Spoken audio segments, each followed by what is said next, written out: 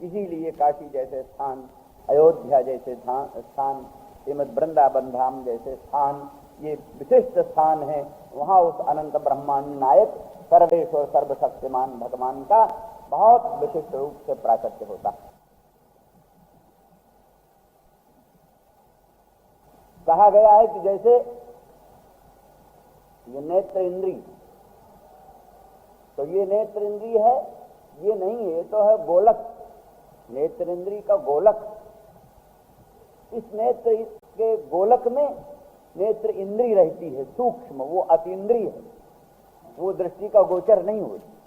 लेकिन जो अतीन्द्रिय इंद्रिय है नेत्र इंद्रिय, वो इस गोलक में विशेष रूप से प्रकट होती है। इसलिए गोलक की भी विशेषता है। इस तरह से नित्य वृंदावन धाम इस श्रीमद् वृंदावन धाम में प्रकट होता है। वर्तमान वृंदावन धाम नेत्र के गोलक के तुल्य, नेत्र गोलक के तुल्य। तो जैसे गोलक, नेत्र गोलक में अतीन्द्रिय नेत्र सूक्ष्म होता है, ऐसे ही इस वृंदावन धाम में प्रकट होने वाला सूक्ष्म नित्य वृंदावन धाम सहज में प्रकट हो जाता है।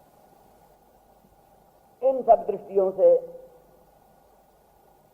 सर्वेश्वर, सर्वाधिष्ठान, सर्वशक्तिमान भगवान सर्वव्यापी होते हुए भी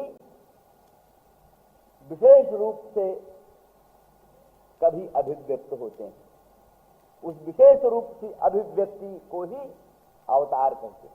भगवान का अवतार हो गया। अदृश्य जो था वो स्वयं आकर दृश्य हो गया, अग्राह्य जो था वो आकर ग्राह्य हो गया, अव्यपदेश जो था वो आकर व्यपदेश हो गया। इस तरह से अदृश्य, अग्राह्य, अलक्षण, अचिंत्य, अव्यपदेश, निर्विकार पर ब्रह्म सगुण साकार सच्चिदानंद घन पर ब्रह्म होकर प्रकट हो गया। जैसा कि गोस्वामी जी कहते हैं, व्यापक ब्रह्म निरंजन निर्गुण विगत विनोद, सोई अज भक्त प्रेम बस कौशल्या की गोद। जो व्यापक ब्रह्म निरंजन निर्गुण विगत विनोद ब्रह्म है, वही भक्तानुग्रहार्थ कौशल्या अम्बा के मंगलमय अंक में रामचंद्र राघवेंद्र के रूप में प्रकट हो गया। नंदरानी यशोदा के मंगलमय अंक में श्री कृष्णचंद्र परमानंद कंद मदन मोहन के रूप में प्रकट हो गया। उस तरह से एक ही ब्रह्म भिन्न भिन्न स्थानों में विशिष्ट रूप से प्रकट होता है। स्वाति का बिंदु जैसे एक ही होता है, वही सीपी में मोती के रूप में प्रकट होता है, गजकर्ण में गजमुक्ता के रूप में प्रकट होता है, सर्प में वही विष के रूप में प्रकट होता है, बांस में बंसरोचन के रूप में प्रकट होता है। अनेक ढंग से एक ही स्वाति बिंदु का प्राकट्य होता है। ऐसे एक ही परात्पर पर ब्रह्म का भिन्न भिन्न अधिष्ठान के भेद से भिन्न भिन्न रूप में प्राकट्य होता है। तो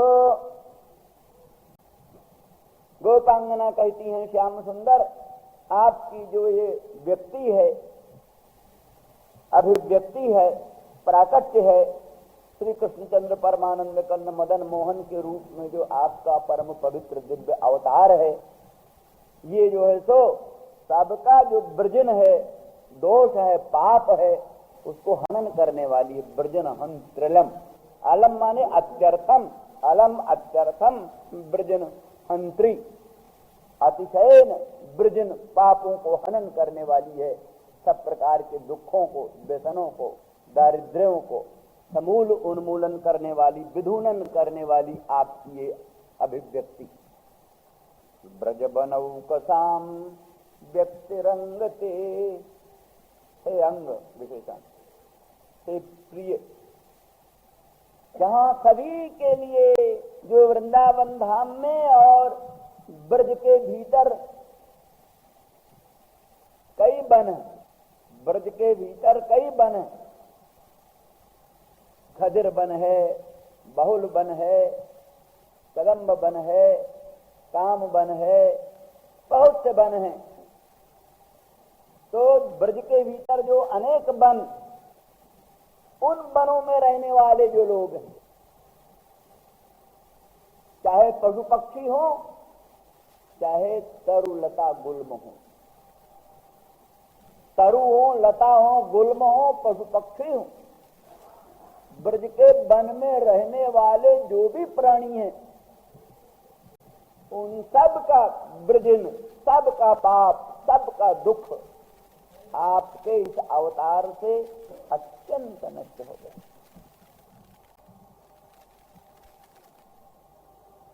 ब्रजन हंत्रिलम ब्रज बनौकसाम व्यक्तिरंगते। तो फिर जब सबका दुख दूर हो गया तो हे प्रिय, हम तो आपकी परम अंतरंगा सती हैं, प्रेयसी हैं, आप हमारे प्रेयान हैं, परम प्रेमास्पद हैं, प्रभु हैं। फिर दीपक के तले अंधेरा, दीपक दुनिया को प्रकाशन कर रहा है, स्वयं दीपक के तले अंधेरा रहे, ये कोई न्याय नहीं है। आपके प्राकट्य से संपूर्ण ब्रज के वनों में रहने वाले सब प्राणियों का दुख दारिद्र दूर हो गया है, परंतु हम आपकी परम प्रेयसी, परम अंतरंगा, हम आपके विप्रयोग जन तीव्र ताप से संतप्त ही हो रही हैं। क्या ये उचित? अथवा कहते हैं ब्रजंतीत ब्रजाहा और बने ओकांश जेसाम से बनऊ कसाह तेसाम बनऊ कसाम ब्रजानाम बनऊ कसांच। ब्रज माने चलने वाले जंगम, और बनौकस माने वन में रहने वाले, स्थिर होकर रहने वाले वहां के वृक्षादि, स्थावर और जंगम, संसार भर के स्थावर और जंगम, ब्रजई का नहीं, ब्रज का ही अर्थ ब्रजंती ब्रजा, जंगमा, जंगम और जो वन आदिकों में रहने वाले हैं स्थिर रूप से, ऐसे जो तरु गुलमलता वृक्ष माने जड़ चेतन, जंगम स्थावर, संसार के स्थावर जंगम सब प्राणियों के जितने ब्रजन हैं, जितने दुख दारिद्र्य हैं, आपके प्राकट्य से आपके दुख दारिद्र्य दूर हो। आप जानते हैं जिस समय भगवान का प्राकट्य था, संसार का स्वरूप ही दूसरा था।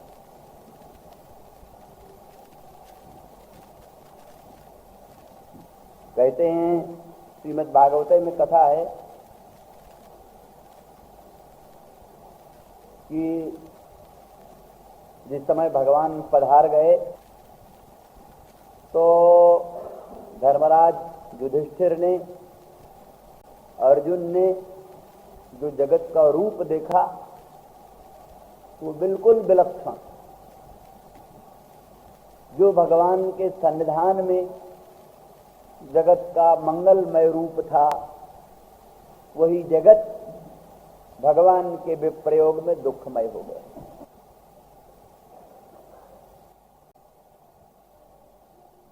और उसी समय कली का प्रवेश हो गया। कली का प्रवेश, जब तक भगवान के चरण का स्पर्श धरित्री तल को प्राप्त रहा, तब तक कली का राज्य आ जाने पर भी कली ने पृथ्वी को स्पर्श नहीं। जिस क्षण भगवान के चरणारविंद से धरित्री तल का वियोग हुआ, तत्क्षण कली का प्रवेश। तद्दिनात् कलिराया था सर्व साधन बाधिका। तो उस कली के रूप को देखा, एकदम विचित्र रूप, वृक्षों की हालत, तरुओं की हालत, लताओं की हालत, गौओं की हालत, पशुओं की हालत, मनुष्यों की हालत, स्त्रियों पुरुषों की हालत बिल्कुल बदल गई। युधिष्ठिर ने तत्काल कहा, अब रहने लायक नहीं, अब चलो, अब संसार रहने लायक नहीं है, इसको छोड़कर चलो, बढ़ो आगे। तत्क्षण निर्णय कर लिया कि अब छोड़ दो। इसीलिए पांचों पांडव द्रौपदी सहित संसार छोड़ करके आगे बढ़े। तो कहने का अभिप्राय यह है कि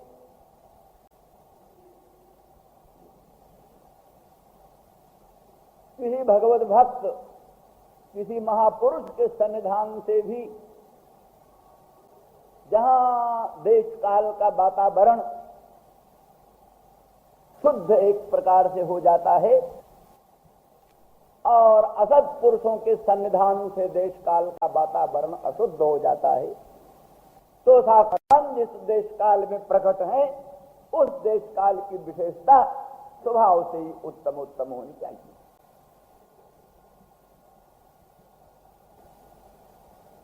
इसीलिए जो वृंदावन धाम हम आज देखते हैं, उस वृंदावन धाम का रूप श्री कृष्णचंद्र परमानंद कंद के सन्निधान में क्या था, वो तो बड़ा ही अद्भुत, बड़ा ही अलौकिक।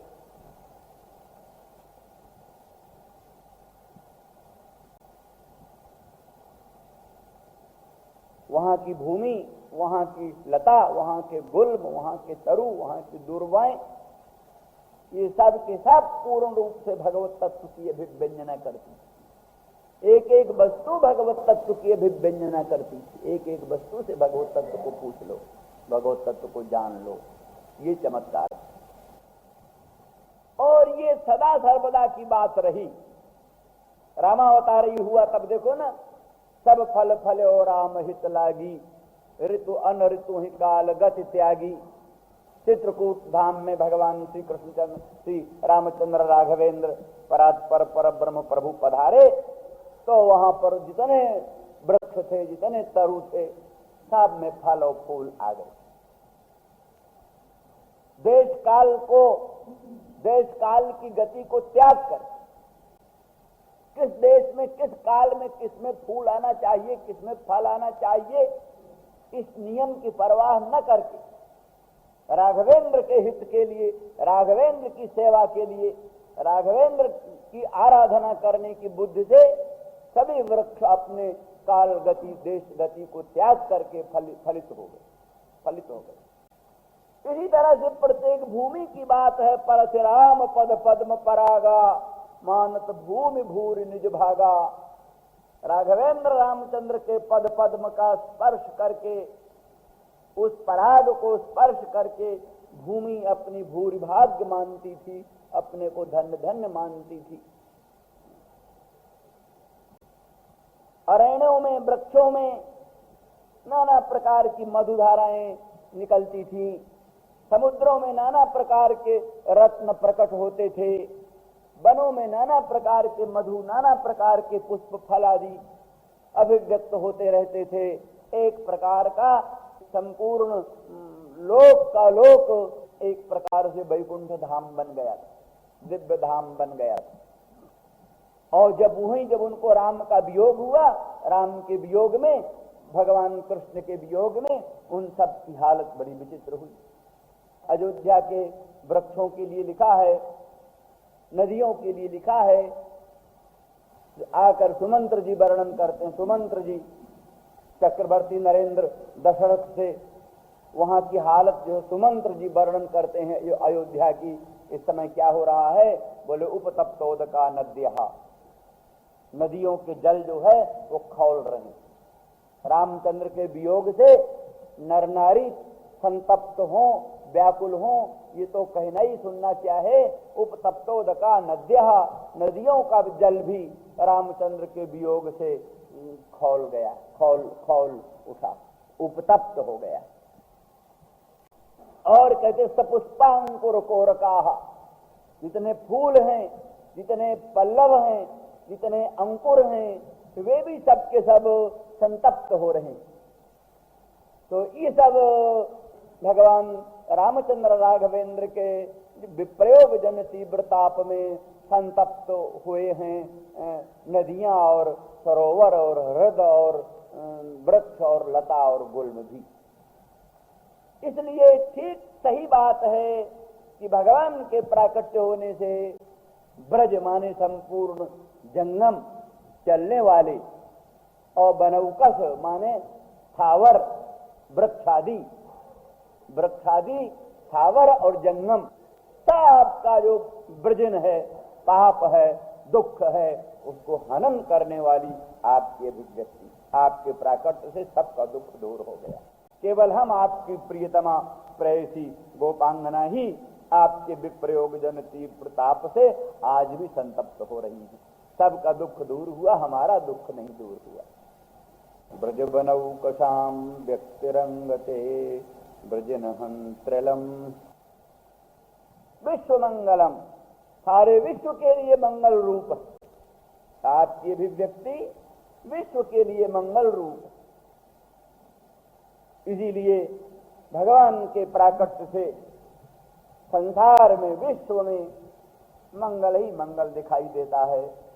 अमांगल्य का कहीं दर्शन नहीं, अमांगल्य का कहीं श्रवण नहीं। ये सब आप जानते हैं, मंगल दर्शन, मंगल श्रवण, अच्छी बातें देखने को मिले, अच्छी बातें सुनने को मिले, ये भी बड़े पुण्यों का फल है भाई। स्वप्न में भी अच्छी बातें देखने को मिले, ये भी पुण्य का फल। स्वप्न में बुरी बातें ज्यादा दिखाई दें, ये भी पापों का फल। कई लोगों को स्वप्न में श्रीमन नारायण परात्पर पर ब्रह्म विष्णु भगवान का दर्शन होता है। कई लोगों को स्वप्न में रामचंद्र राघवेंद्र भगवान का दर्शन होता है, श्री कृष्णचंद्र परमानंद कर्ण मदन मोहन का दर्शन होता है, भूत भावन विश्वनाथ सदाशिव का, राजराजेश्वरी त्रिपुर सुंदरी पराम्बा षोडशी का दर्शन होता है। ऐसे लोग धन्य धन्य। कई लोगों को स्वप्न में नरक दिखाई देता है, नरक का पूरा दृश्य स्वप्न में दिखाई देता है। जमराज का पूरा दृश्य, जमलोक का पूरा दृश्य, नरक का पूरा दृश्य दिखाई देता है। नाना प्रकार की विपत्तियों की घनघोर घटाएं उमड़ी हुई स्वप्न में दिखाई देती है। नाना प्रकार के सांप पीछा कर रहे हैं, नाना प्रकार के ऊंट पीछा कर रहे हैं, भैंसा पीछा कर रहा है, वो परेशान होकर के चिल्लाते हुए स्वप्न में तड़फड़ा रहे हैं। ऐसा भी स्वप्न देखते हैं। और स्वप्न ऐसा भी देखते हैं कि सम्राट हैं, शहंशाह चक्रवर्ती नरेंद्र बन गए हैं। अभी जो कंगाल हैं, लेकिन स्वप्न में सम्राट शहंशाह चक्रवर्ती नरेंद्र बन गए हैं। तो ये स्वप्न में भी मंगल वस्तुओं का दर्शन होए, ये भी पुण्य का फल है। स्वप्न में अमांगलिक वस्तुओं का दर्शन हो, ये भी पापों का फल है। इसी तरह दुनिया में अपने सुख दुख की नहीं, दूसरों के सुख दुख की जो चर्चा है, भाई इस समय तो देश बड़ा सुखी है, अमुक अमुक देश बड़ा सुखी है, वहां खूब अन्न पैदा हुआ है, खूब गायें हैं, खूब भैंसे हैं, खूब दूध है, खूब दही है, खूब मक्खन है, खूब वृक्षों में फल आया है, बड़ा अन्न। ये सुनना भी मांगलिक वस्तु को सुनना, ये भी पुण्य का।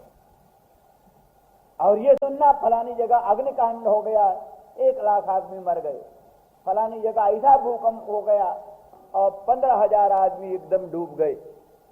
इस प्रकार का अमंगल की बात सुनना, अमंगल की बात, ये भी एक पाप का फल। इसीलिए उपनिषदों में हम प्रार्थना किया करते हैं, आस्तिक लोग उपनिषदों में प्रार्थना किया करते हैं भगवान से, भद्रम कर्णेभिः शृणुयाम देवा, भद्रम पश्येमाक्षभिर्जत्रा। हे देव, हे दयामय, हम अपने कानों द्वारा, आंखों द्वारा अच्छी बातें सुने, अच्छी बातें देखें।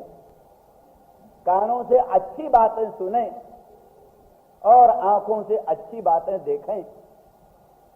खराब बातें कानों से सुनने को न मिले, खराब बातें आंखों से देखने को न मिले। इसीलिए प्राचीन काल में लोगों को बड़ी सहानुभूति होती थी। किसी का एक लड़का मर जाए गांव में, देहात में, गांव का गांव, देहात का देहात मातम मनाता था, दुखी होता, बड़ा दुख हुआ भाई, मातम मनाता। आज तो घरे में, कलकत्ता बंबई में घरे में, एक तल्ले में, एक जगह, एक दूसरे कमरे में किसी का लड़का मरा है, दूसरे कमरे में ब्याह हो है, बहुत नजदीक। कहते हैं आज दुनिया एक दूसरे के बहुत नजदीक आ गई। दुनिया रेल तार, रेडियो के द्वारा एक दूसरे के बहुत नजदीक आ गई, लेकिन बाह्य रूप में नजदीक भले आ गई हो, भीतर से सब एक दूसरे से अत्यंत दूर हो गए। आज पिता पुत्र से दूर हो गया है, पत्नी पति से दूर हो गई है, भाई भाई से दूर हो गए हैं, एक मकान में रहने वाले भी एक दूसरे से दूर हैं। ये अवस्था बन गई। किसी के दुख में किसी को सहानुभूति नहीं, किसी को सुख में, किसी को प्रसन्नता नहीं। तो ये सब अभद्र दर्शन के हेतु, अभद्र दर्शन, अभद्र श्रवण, ये सब होता रहता। इसीलिए ईश्वर से प्रार्थना की जाती है, हे देव, हे कृपामय, हम आंखों से भद्र वस्तु देखें, कानों से भद्र वस्तु सुने, अभद्र वस्तु का दर्शन न हो, अभद्र वस्तु का श्रवण न हो। इसीलिए भगवान का मंगलमय परम पवित्र चरित्र सुनने को मिले, भगवान के मधुर मनोहर मंगलमय श्री विग्रह का दर्शन करने को मिले, भगवान की मंगलमयी कथा सुधा का पान होता रहे। इसीलिए वो बोले, ऐसे देशों में मत रहो जहां भगवान की कथा सुधा की गंगा न बहती। न जत्र वैकुंठ कथा सुधा पगा, साधो भागवता सदाश्रया, न जत्र यज्ञेश मखा महोत्सवा। क्या विशेषता है ब्रजवासियों में? कहते हैं, जज्जीवितंतु निखिलम भगवान मुकुंदः, जज्जीवितंतु निखिलम भगवान मुकुंदः, त्वद्यापि जत्पदरजः जो श्रुति मृग्यमेव। जिनका निखिल जीवन ही भगवान है और कोई जीवन ही नहीं। जज्जीवितंतु निखिलम भगवान मुकुंदः, मुक्तिं ददातीति मुकुंदः, भगवान अनंत ब्रह्मांडाधिपति प्रभु, वही जिनके जीवन है, सर्वस्व। उठने में, चलने में, फिरने में, बैठने में, व्यवहार करने में, वार्तालाप करने में, आने जाने में, सर्वत्र सर्वदा सर्वदिक्षु श्री भगवान ही जिनके जीवन में भाषित होते हैं। जज्जीवितंतु निखिलम भगवान मुकुंद। कौन मुकुंद? अद्यापि जत्पद रजस श्रुति मृग्यमेवो। आज भी श्रुतियां जिसके पदाब्ज रज को ढूंढती रहती, वेद वेदांत की श्रुतियां आज भी जिसके मंगलमय पाद पंकज रज को ढूंढते रहते हैं, वो मुकुंद, साक्षात मुकुंद भगवान जिनके निखिल जीवन है, जिनके सर्वस्व है। ऐसे किसी भी ब्रजवासी के पाद पंकज रज का संस्पर्श ही बड़े भाग्य की बात है, और वो ब्रज का कोई जन्म हो जाने पर भी संभव हो सकता है। इस तरह से सत्यलोकाधिपति ब्रह्मा जिस ब्रजधाम में तृणमूल मलता औषधि आदिकों में कुछ एक बन जाने की लालसा कर रहे हैं, और यहाँ के ब्रजवासियों के पाद पंकज रज के स्पर्श की लालसा कर रहे हैं, उन्हीं ब्रजवासियों में हम लोग भी हैं महाराज, आपकी सखी। और हमारे दुखों का पारावार नहीं, हमारे दुखों का पारावार नहीं। इसलिए हे श्याम सुंदर, जरा वो कंजूसी छोड़कर जब मना न, ये जैसे कोई बड़ा धनवान हो और कंजूस हो, और सबके लिए उदार भी हो पर हमारे लिए कंजूस हो, सबके लिए परम उदार होने पर भी हमारे लिए कंजूस हो, तो उसको कहते त्यज मनाक्चन, थोड़ा सा, जरा सा त्याग, थोड़ा सा त्याग। स्वजन हृद्रुजाम जन निषूदनम त्यज मनाक्चनस स्वप्रह्यात मनाम। क्या त्याग करें? कहते हैं स्वजन हृद्रुजाम जन निषूदनम। तुम्हारे स्वजनों के हृदय का जो रोग, तुम्हारे जो परम अंतरंग स्वजन है, गोपांगना जन, ब्रज सीमंतिनी जन, ये जो स्वजन है, इनके हृदय में, इनके हृदयों में रहने वाला जो रोग है, रोग, उस रोग को जो निषूदन करने वाला है, समूल उन्मूलन करने वाला है, ऐसी कोई अनिर्वचनीय चीज जरा सा उसको त्याग कर दो, जरा सा उसको दे दो। स्वजन हृद्रुजान जन निषूदनम तो भाई क्या है निषूदन? तो भिन्न भिन्न भाव के लोग, कई लोगों के लिए एक क्षण के लिए भगवान के मंगलमय मुखचंद्र का दर्शन ही सारे हृदय रोगों को समूल उन्मूलन कर देने वाला, प्रभु के मुखचंद्र का दर्शन, श्री भगवान के मंगलमय अंग का दर्शन, वही सब प्रकार के हृदय के रोगों को, जिनके हृदय में भगवत वियोग जन तीव्र ताप की ज्वाला प्रज्वलित है, क्षण क्षण बीतना जिनके लिए जुग जुग के तुल्य प्रतीत होता है, उनके लिए एक क्षण का जो भगवत दर्शन है, भगवान के मुखचंद्र का दर्शन है, वही स्वजनों के हृदयगत रोगों को समूल उन्मूलन करने वाली महौषध। इसलिए ये स्वजन हृद्रुजान निषूदनं दक्षिमपि तत्मनाच्च त्यज, थोड़ा सा जरा सा ये उदारता करो, ये त्याग करो और क्षण भर के लिए अपने मुखचंद्र का दर्शन दो, जिससे हमारे हृदय का जो ये वियोग जन तीव्र संताप, ये संताप दूर हो, हृदय में शांति।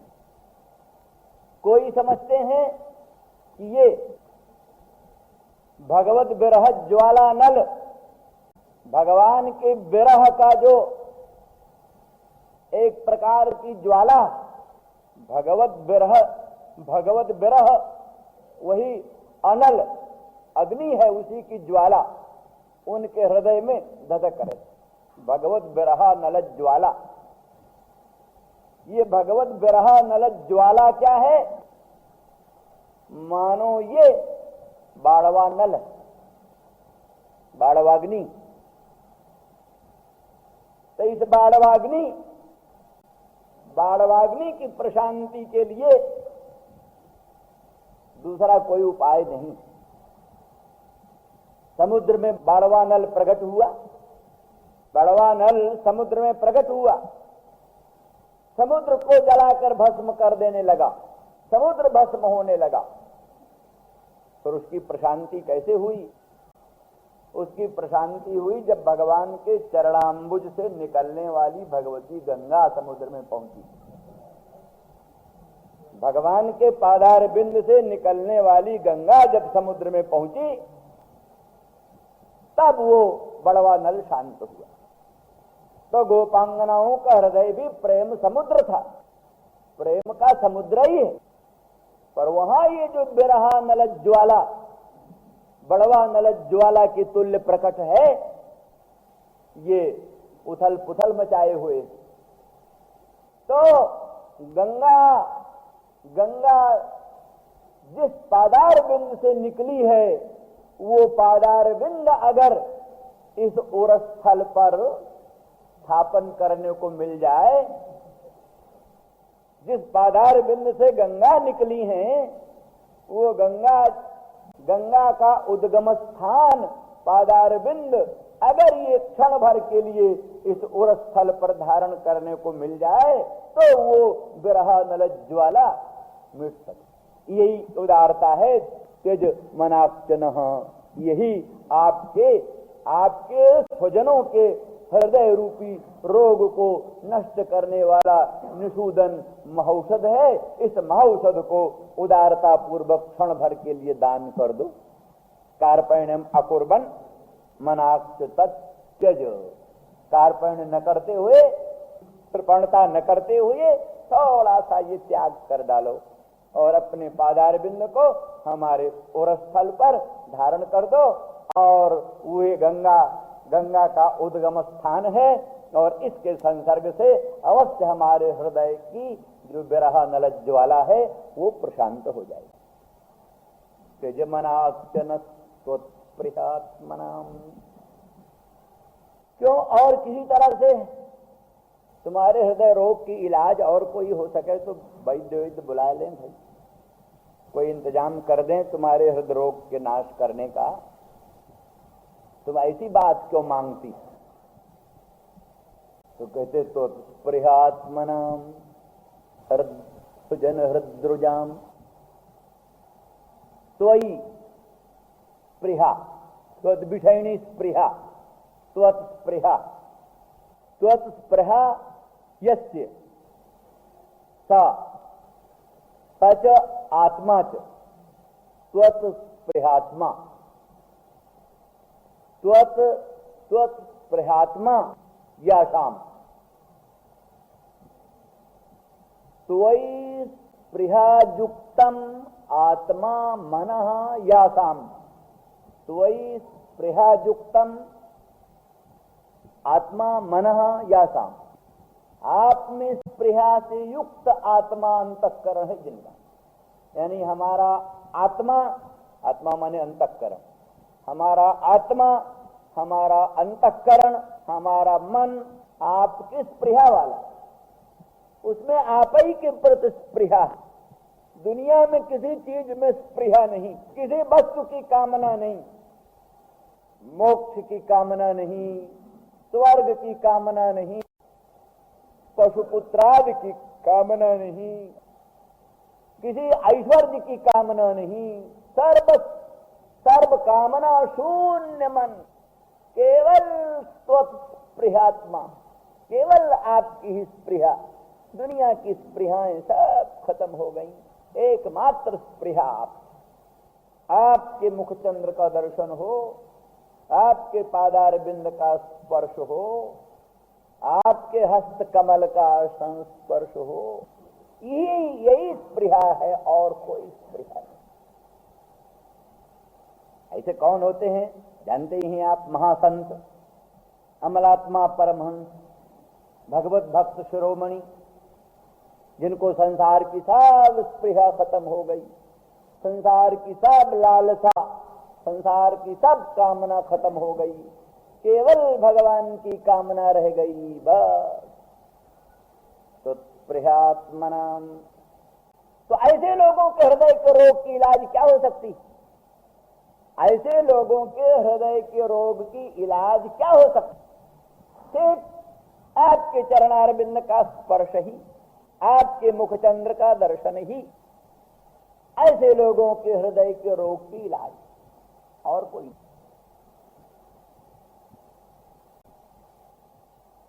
जो और उच्च अधिकार वाली हैं वो समझती हैं हमारे हृदय ताप के उपशमन करने के लिए, हमारे हृदय में होने वाला जो उत्ताप है, भगवत विरह जनित ताप, भगवत विरह जनित जो उत्ताप है हृदय का, उसके प्रशमन करने के लिए भगवान के हस्त पंकज का संस्पर्श हो, अर्थात इन उर स्थलों पर भगवान के हस्त पंकज का सन्निधापन हो, तब ये हृदय का उत्ताप दूर हो। अथवा वो भगवान के मंगलमय मुखचंद्र के सुमधुर अधर सुधारस की कामना वाली, आपके मंगलमय मुखचंद्र का जो सुमधुर अधर सुधारस है, वो अधर सुधारस ही हमारे हृदताप का उपशमन करने वाला हो सकता है, और दूसरी कोई चीज नहीं, और वो है बड़ा दुर्लभ। इसमें बड़ी बड़ी योग्यताएं अपेक्षित होती हैं, जिनकी सब वर्णन देव भोग्या अधर सुधा, भगवत भोग्या अधर सुधा, सर्वा भोग्या अधर सुधा, कई प्रकार की अधर सुधाओं का वर्णन है। और वो अधर लोभ है, प्रत्यक्ष लोभ है। भगवान का अधर क्या है? लोभ। माने वो सुधा का अधिकारी, खजांची, कंजूस। कहते हैं खजांची कंजूस होना चाहिए। कोषाध्यक्ष बड़ा उदार हो तो 2 ही दिन में सब कोष लुटा दे, इसलिए कोषाध्यक्ष को बहुत उदार नहीं होना चाहिए, कोषाध्यक्ष को जरूर कंजूस होना चाहिए। तब आपके यहाँ कंजूस क्या? लोभ ही, प्रत्यक्ष लोभ ही तो उस अधर का अधिष्ठान। सुमधुर अधर सुधा जिसके पास रहती है, वो अधर आध्यात्मिक आधिदैविक दृष्टि से शास्त्रों में वर्णन है। जैसे भगवान का उरस स्थल क्या है, तो शास्त्रों के अनुसार कहा धर्म ही भगवान का उरस स्थल। धर्म जो है, धर्म जिस धर्म से लोगों की सदगति दिव्य गति होती है वो धर्म क्या है? भगवान का उरस्थल। भगवान की पीठ क्या है? अधर्म। दुनिया में जो अधर्म है ना, वो अधर्म क्या है? भगवान का पृष्ठ। भगवान का अधर क्या है? कहते लोभ। दुनिया में जो लोभ होता है, लोभ वही अधर है। तो साक्षात लोभ मूर्ति अधर वो उस जो सुधा का कोषाध्यक्ष, तो उसके हाथ से सुधा मिलना साधारण के लिए संभव नहीं है। बड़े ऊंचे भाग्यवान को ही मिल सकता है। परंतु इसीलिए तो दान की बात कहती है, तेजमनाच्यन तेजमनाच्यन, जरा सा त्याग, ये थोड़ा त्याग इस समय कर डालो। इसलिए कि दूसरों का दुख दूर करने के लिए दयालु लोग बड़ी से बड़ी दुर्लभ वस्तु का त्याग कर डालते हैं। तो आपका तो प्राकट्य ही स्थावरों और जंगमों के सब प्रकार की विपत्तियों को दूर करने वाला है, सारे विश्व को मंगल देने वाला आपका प्राकट्य है। फिर हम आपके जो स्वजन हैं और हम लोगों का जो हृताप है, उस हृताप के उपशमन करने के लिए अगर दुर्लभ भी आपके मुखचंद्र की सुमधुर अधर सुधा होए तो भी उसका मना त्याग करना ही चाहिए। ये उदारता तो कर ही डालो। ब्रज बनौकसाम व्यक्तिरंगते ब्रजन हंत्रिलम विश्वमंगलम स्वजन हृद्रजांजन्निषूदनम त्यजमनात्यनस्त्वत्प्रियात्मनाम। अथवा ये कहती त्वत्कर्तृका जा स्पृहा त्वत्प्रिया त्वत्स्पृहाम पूरयितुम आत्मा मनः यासाम तासाम त्वत्स्पृहात्मनाम। त्वत्कर्तृका जो स्पृहा, मैंने गोपांगन कहती हैं आपकी जो स्पृहा है, यानी क्या है? तत्सुख सुखित्व। गोपांगनाओं की भावना यह है तत्सुख सुखित्व। प्रियतम के सुख में सुखी होना, अपने सुख की परवाह नहीं करना। हमको सुख हो दुख हो इसकी परवाह नहीं, प्रियतम को सुख हो, प्रियतम के सुख के लिए, प्रियतम के सुख में सुखी होना, प्रियतम के दुख में दुखी होना। त्वत्प्रिया त्वत्कर्त का जा स्पृहा, आप में जो होने वाली हमारे संबंध की स्पृहा, जैसे राजेश्वरी नित्य नुकुंजेश्वरी राधा रानी के सम्मिलन की जो उत्कट उत्कंठा श्री कृष्ण के हृदय में, ऐसे ही उच्च उच्च सौभाग्यशालिनी अनंत गुणगण संपन्ना अनंत लावण्य माधुर सौंदर्य आदि परिपूर्ण जो दिव्य ब्रज सीमंतिनी हैं, उनके प्रति जो भगवत हृदय में रहने वाली सम्मिलन की उत्कट उत्कंठा, जैसा देखा ना अपने भगवान को तुलसी के सम्मिलन की उत्कट उत्कंठा हुई, ऐसे और कई अंतरंग भक्त हो सकते हैं जिनके सम्मिलन की उत्कट उत्कंठा भगवान को हो सकती है, जिसके लिए भगवान व्याकुल हो सकते हैं। तुलसी के सम्मिलन के लिए भगवान व्याकुल हुए, तुलसी के विप्रयोग जन तीव्र ताप संतप्त होकर उसकी चिता भस्म में महीनों लौटते रहे विष्णु भगवान। तो इस प्रकार से जो भगवान के मन में भक्तों के सम्मिलन की संबंध की उत्कट उत्कंठा, उस उत्कट उत्कंठा को पूर्ण करने का मन है जिनको, अर्थात हम लोगों को यही अभिलाषा है कि आपकी स्पृहा, आपकी आकांक्षा, आपकी तृष्णा को पूरी करें। जीवन अर्पण करके, सर्वस्व की बाजी लगा करके, लोक परलोक को तिलांजलि देकर, लोक परलोक को तिलांजलि दे करके, सर्वस्व का बलिदान करके आपकी स्पृहा को पूरी करने का मन है जिनको, तो स्पृहात्मनाम स्वजन हृद्रुजांजन्निषूदनम। तो इसलिए ऐसे लोगों के लिए वो जो उनके हृदय के रोग का उपशमन करने वाला जो यत्किंचित जो भी है, हस्तकमल विन्यास और स्थल में हस्तकमल विन्यास या पादार बिंद विन्यास या मुखार बिंद के अधर अधर सुधारस का दान, जो भी हो इस चीज को देने से और उसके जो क्या नाम कर्म से हम आपकी स्पृहा को पूर्ण करके और अपने प्राणों की रक्षा कर सकते। यानी आपकी स्पृहा पूर्ण करने से ही हमारे प्राणों का रक्षण होगा। तो सुख सुखित, तुम्हारे सुख में ही हमारा जीवन है, तुम्हारे सुखाभाव में हमारा जीवन नहीं रहेगा। ये तत्सुख सुखित्व का बड़ा ऊंचा भाव है, जहां ब्रजांगना जो कुछ भी भूषण धारण करती हैं, श्रृंगार धारण करती हैं, अलंकार धारण करती हैं और दिव्याति दिव्य सौंदर्य माधुर्य आदिकों का धारण करती हैं, प्रसाधन करती हैं, आपका एकमात्र उद्देश्य होता है तत्सुख सुखित्व, भगवान की प्रसन्नता, भगवान को सुख, भगवान को यद्यप भगवान आप्त काम, पूर्ण काम, आत्माराम, परम निष्काम है ही, तो भी हमने बता दिया है। वो जैसा कहते हो ना कि वो कर्मा की खिचड़ी बिना भगवान भूखे रहे। हजारों लोगों ने पकवान भोग लगाया और अरबों अरबों रुपयों के, अरबों खरबों हीराओं मणियों के बड़े दिव्य बड़े उत्तम उत्तम पकवान भगवान को भोग लगते ही है, पर फिर भी कर्माबाई की खिचड़ी बिना भगवान भूखे रह गए। ये अपनी अपनी भावना। कर्माबाई के भगवान तो उसकी खिचड़ी बिना भूखे ही रहे। इस दृष्टि से भगवान आप्त काम, पूर्ण काम, आत्माराम, परम निष्काम होते हुए भी उन भक्तों के भावनाओं के प्रति भगवान भूखे होते। इसलिए क्षीर समुद्र की राजधानी जिनकी, वो भगवान मक्खन चुराने के लिए गोपांगनाओं के घरों घरों में भटके, गोपांगनाओं से दही का दान लेने के लिए वन वन में भटके, गोपांगनाओं से मट्ठा लेने के लिए उनके सामने नाच नाचे।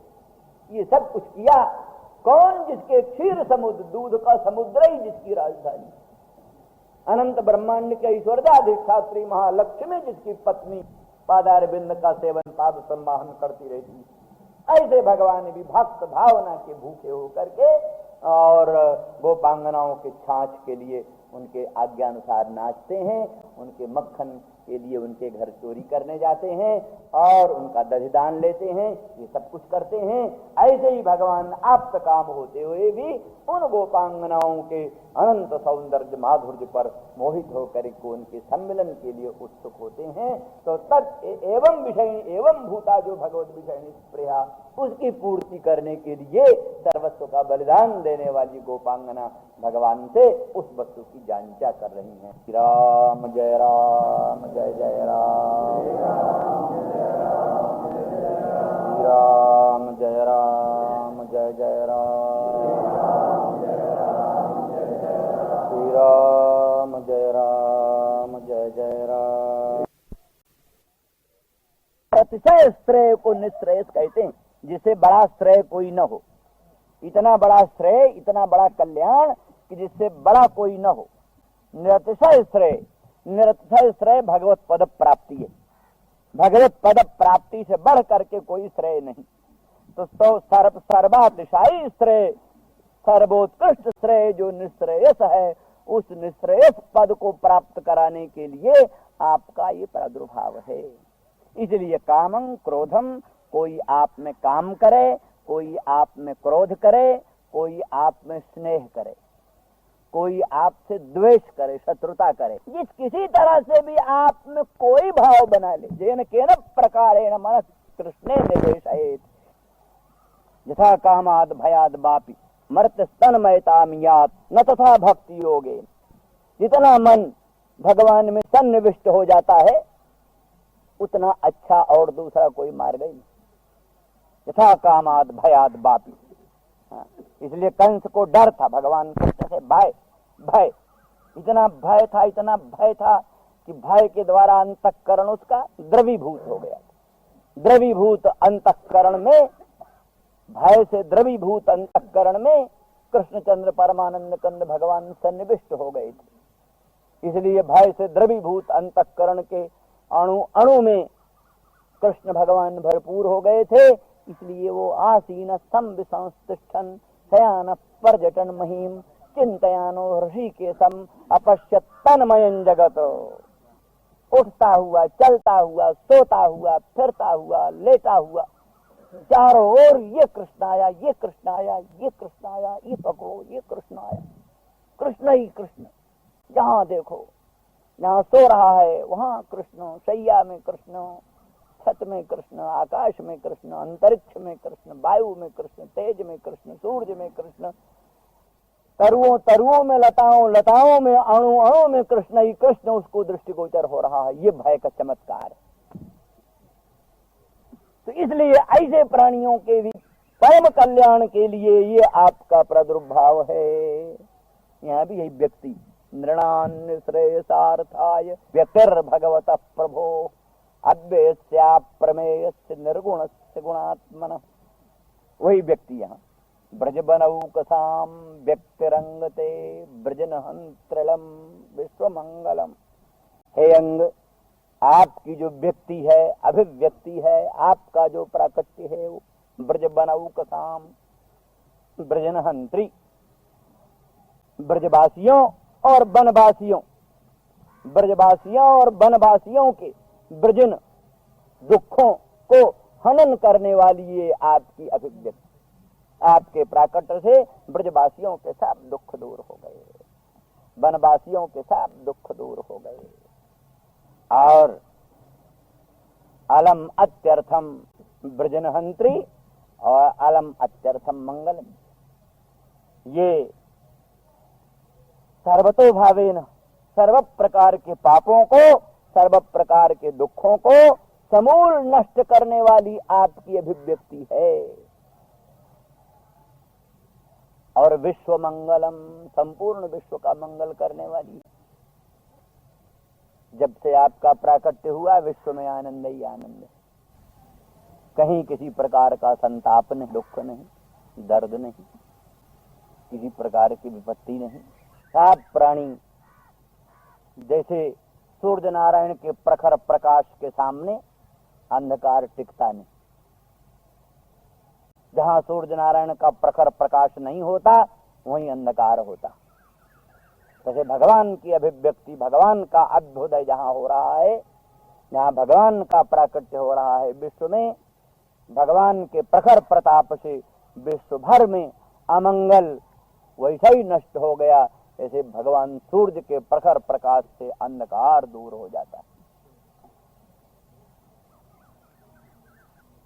उपलक्षण है, अर्थात जब वनवासियों ब्रजवासियों के भी दुखों का निरसन हो गया, और तो फिर जो विद्वान हैं, जो तत्वनिष्ठ हैं, जो ब्रह्मनिष्ठ हैं, जो वेदादि शास्त्रोक्त धर्म कर्म में प्रतिष्ठित हैं, उन लोगों का ब्रजन नष्ट हो, उन लोगों के पाप का ध्वंस हो, इसमें तो कहना ही क्या। और ये अर्थ कल कर ही दिया था कि क्या नाम है, ब्रजंतीत ब्रजा माने जंगमा, ब्रजंतीत ब्रजा जंगमा शब्द बनऊ कसा से स्थावरा बनेव ओकांसी जैसाम ते, वन में ही अचल होकर निवास करने वाले वृक्ष तरुलता आदि, वृक्ष तरुलता आदि और वृक्ष तरुलता आदि स्थावर, और ब्रज माने जंगम, चलने फिरने वाले। स्थावर जंगम सब प्राणियों का परम कल्याण करने के लिए आपका आविर्भाव। इसलिए ये ब्रज के वृंदावन धाम के जो तरुगुल मलता हैं, ये भी सब परम कल्याण के भागी। ये वृंदावन के तरु लता आदि ये सब जड़ नहीं है, और ये तो बड़े बड़े देवता मुनि यही सब आकर के वृंदावन धाम में कोई तरु बने हैं, कोई लता बने हैं, कोई गुल बने। वेणु गीत के प्रसंग में लिखा है कि एक एक वृक्ष क्या है, वेद वृक्ष, वेद वृक्ष। और इन वृक्षों की शाखाएं क्या हैं, वेदों की शाखाएं। 1131 शाखाएं, 1137 शाखाएं वेदों की। ऐसे वेद रूपी वृक्ष की ये विभिन्न शाखाएं, शाखाओं के जो पल्लव हैं वही उपनिषदें।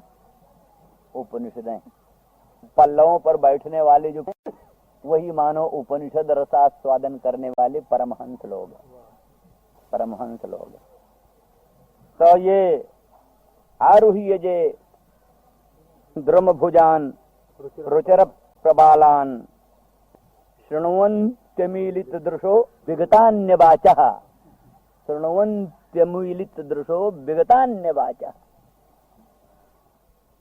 अन्य वाक को बस ओम इत्येवं ध्यायथ अन्या वाचो विमुंचथो, ओम इत्येवं ध्यायथ अन्या वाचो विमुंचथो विगतान्य वाचः। भगवत स्वरूपा और बोधक वाक्यों से भिन्न अन्य वाक्यों को कभी उच्चारण नहीं करते, मौन धारण किए हुए। भगवत व्यतिरिक्त वस्तुओं के अभिवदन में मौन, कुछ नहीं। कभी अभिवदन होता है तो भगवत विषय, भगवत अवबोधक वचनों का ही अभिवदन होता है। प्रायो बताम विहगा मुनयो बनेस्मिन्,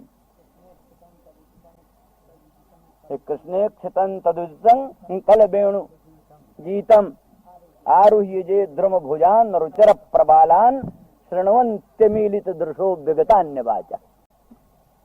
ये जो विहग है, प्रायो बताम विहगा, ये वृंदावन धाम के जो विहग हैं, विहंग पक्षी, ये विहंग क्या है? वही हंस है, हंस ही विहंग है। सारासार विवेक निपुणा, सारासार विवेक में निपुण जो हंस है वही ये विहंग है, बन के विहंग। कहते साधारण विहंग नहीं है, साधारण पक्षी नहीं है, मुनिया, मुनि लोग हैं, मननशील परमहंस, निरंतर ब्रह्म का मनन करने वाले, जो अखंड अनंत निर्विकार पर ब्रह्म में प्रतिष्ठित जो मुनि लोग हैं, वही ये वृंदावन धाम के विहंग है। यही श्री कृष्णचंद्र परमानंद कंद भगवान के मुखार बिंद से निर्गत वेणु गीत का रसास्वादन करते हैं। कहाँ बैठ करके? आरुह्य जे द्रुम भुजान रुचिर प्रबालान। ये जो द्रुम है वृंदावन धाम के, ये वेद द्रुम है।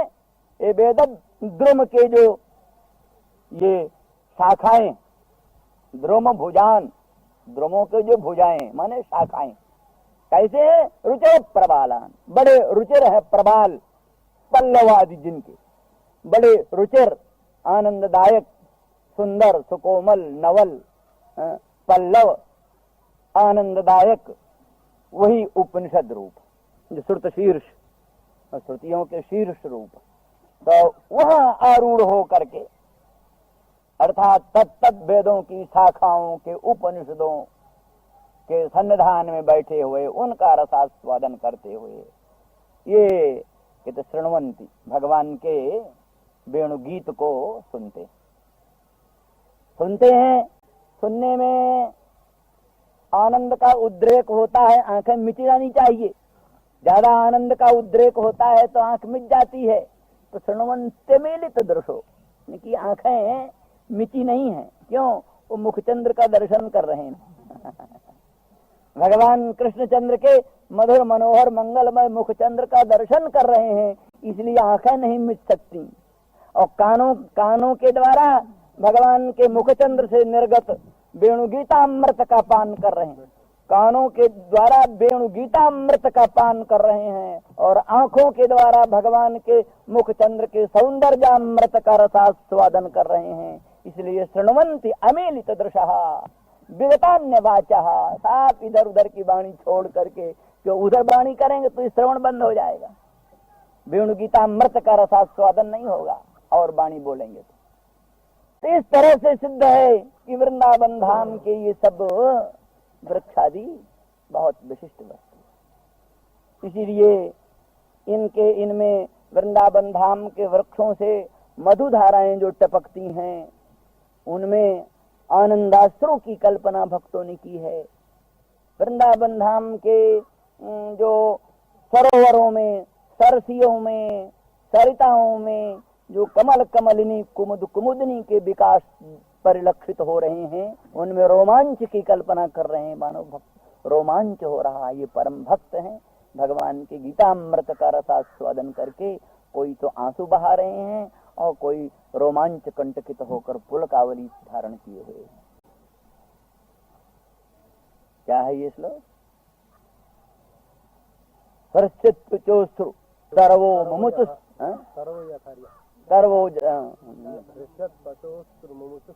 सर्वो यथार्जाः गोप्य किमाचरदयम् कुशलम् स्म वेणुर् दामोदराधर सुधामपि गोपिकानां भुङ्क्ते स्वयं यदवशिष्टरसं हृदन्यो हृष्यत्तुचोश्रुमुचुस्तरवो यथार्जाः हृष्यत्तुचोश्रुमुचुस्तरवो यथार्जाः। हृदन्यः हृष्यत्वचः, हृदनी जो है, हृदनी सरसी और सरोवर, वृंदावन धाम की सरसी और सरोवर और सरिताएं, इनको रोमांच हो गया, रोमांच हो गया। क्यों? गीतामृत का रस, वेणु गीतामृत का, कृष्णचंद्र के मुखचंद्र से निर्गत जो वेणु गीतामृत, उस वेणु गीतामृत का रसास्वादन करके सरोवरों में सरसियों में रोमांच हो रहा। जो कमलिनी फूल रही है, कुमुदनी फूल रही है, ये कमल कमलनी कुमुद कुमुदनी का जो विकास है, इसी में रोमांच की कल्पना कर। रसत्वचा तरवः अश्रु मुमुचुः, वृक्षों के वृक्षों में जो मधुधारा टपक रही है, उसमें कल्पना है कि अश्रु अश्रु विमोक है, आनंदाश्रु। क्या प्रसंग आया इनको आनंदाश्रु विमोक का? एक तो पहले सीधे सीधे गीतामृत का रसास्वादन करने से ही, गीतामृत का रसास्वादन करने से ही सरसियों में रोमांच हुआ, तरुओं में आनंदाश्रु का प्रादुर्भाव हुआ। दूसरी बात यह है, कहते हैं कि एक ये भी बात है कि हृदनी सरसियां सोचती हैं कि लो भाई, हमारे जल से सींचे हुए बांस की बनी हुई बंशी आज उन्नति के उच्चतम शिखर पर आरूढ़, हम धन्य धन्य। किसी का खिलाया पिलाया पढ़ाया लिखाया लड़का अगर राष्ट्रपति बन जाए, किसी ने किसी लड़के को खिलाया पिलाया हो, पढ़ाया लिखाया हो, परवरिश की हो, और वो फिर बादशाह बन गया हो, तो उसको कितना आनंद होता है। अरे भाई, हमारे खिलाए पिलाए, हमारे पालित पोषित लड़के की आज ये उन्नति है, क्या कहना, हमको धन्य। तो इसलिए सरसियां सोचती हैं कि हमारे जल से तो बांस का पोषण पालन हुआ है, हमारे जल से जिस बांस का पोषण पालन हुआ है, आज उसी बांस की बनी हुई बंशी आज अनंत ब्रह्मांड नायक परमात्मा पर ब्रह्म कृष्ण